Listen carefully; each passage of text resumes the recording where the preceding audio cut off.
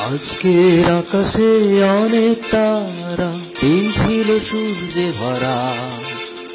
আজকের জোছনাটা আরো সুন্দর, সন্ধ্যাটা গুঞ্জরা।